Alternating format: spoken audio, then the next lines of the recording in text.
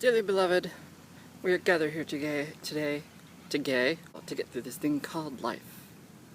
No, I'm kidding, we're not calling it. This is your weekly queer report. No, we're not calling it that either. I keep looking over here, the camera's over here.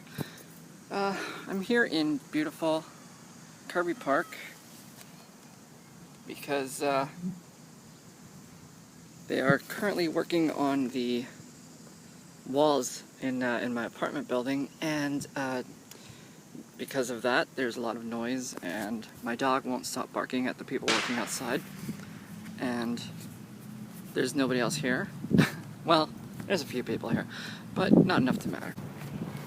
Last week I talked about, I was writing an article about Sarah McBride, the first transgender woman to speak at the Democratic National Convention, basically any major convention of the sort, and I said that I wasn't sure who she was. I was not aware of her. That was a fallacy. I did, in fact, know who she was. I did not know it at the time. I read in about 2012 about her story in the Huffington Post about her the loss of her husband, Andy, and I think his name was Andy. And basically, you know, it's just a very touching, heartbreaking story. I'll link to it. And I wrote about that, and I wrote about how, this was a night of firsts. At this convention, the first woman to be nominated for the head of a major political party. Of course, Hillary Clinton isn't the very first, but so anyway, other than that, I'm trying to come up with other things to write about today, because my articles due this week, and here I am at Kirby Park, screwing around instead of getting work done, basically. I figured this would be a nice break from the usual.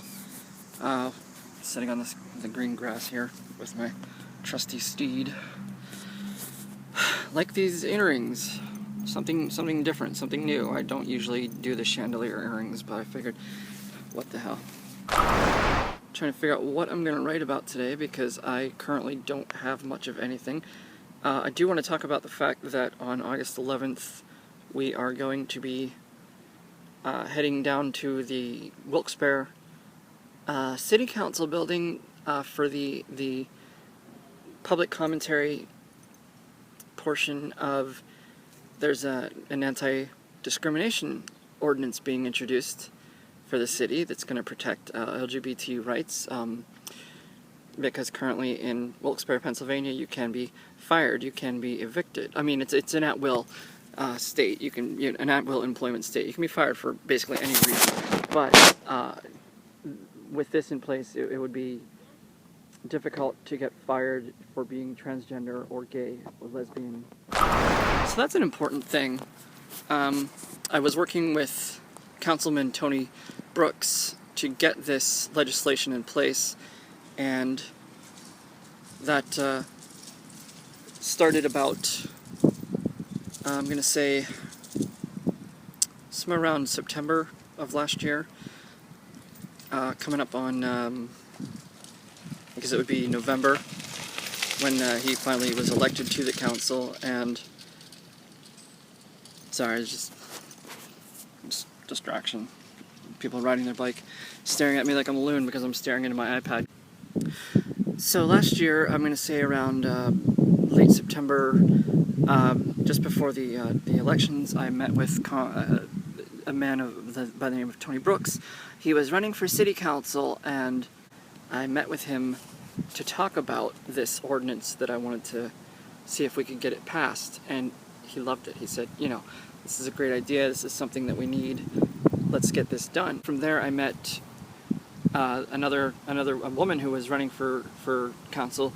Her name was Beth Gilbert, and we got to talking about the ordinance and what I wanted to get done, and we pretty much all reached a mutual conclusion that this was beneficial to not only the city of Wilkes-Barre, but to the people who live in the city of Wilkes-Barre. That didn't come out right. Basically we're talking about, if you want to invite young people to work and live in this city, what you need to do is make sure that this city is as hospitable to young people as possible.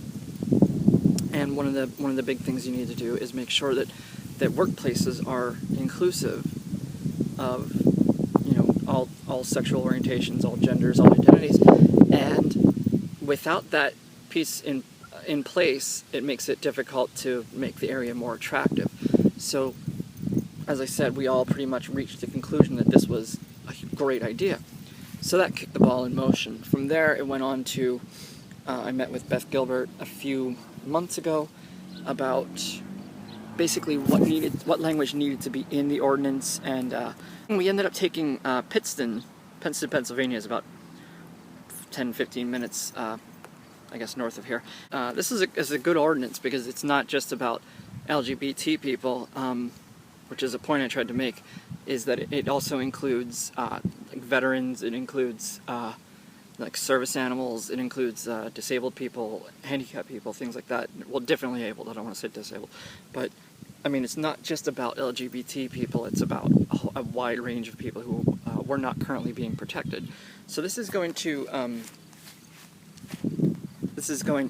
go a long way towards helping a lot of people and making sure that Wilkes-Barre is, you know, ahead of the curve and with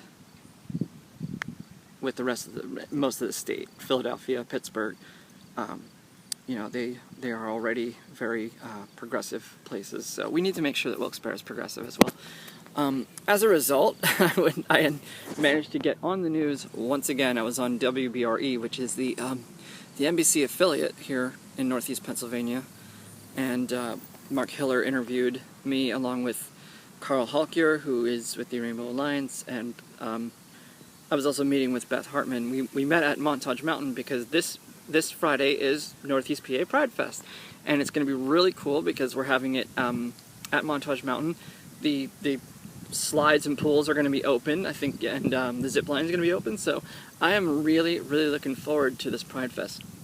My girlfriend and I went to New York Pride Fest, and we had a great time there. I went to Philadelphia Pride Fest, and I was also at Chester County Pride Fest. Shout out to Rachel and Faye.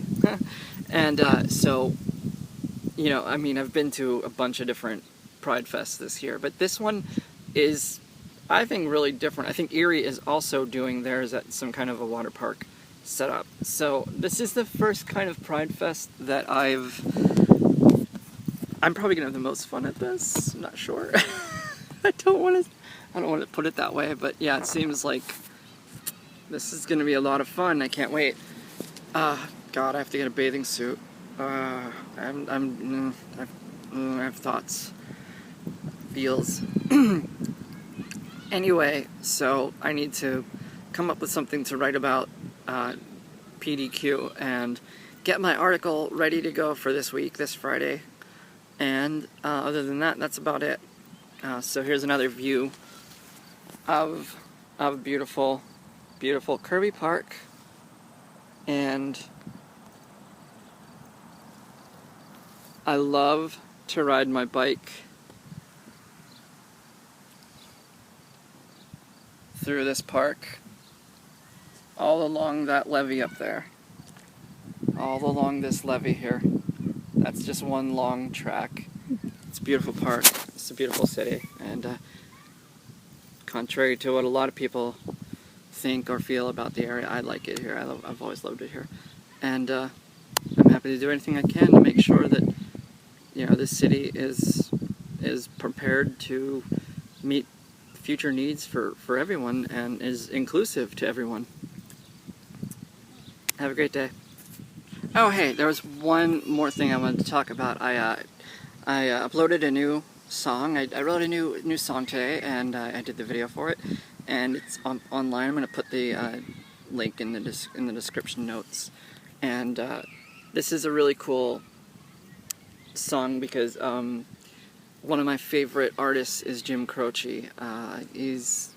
I've loved his music ever since I was a little kid, and there's this one riff that I kind of lifted from one of his songs.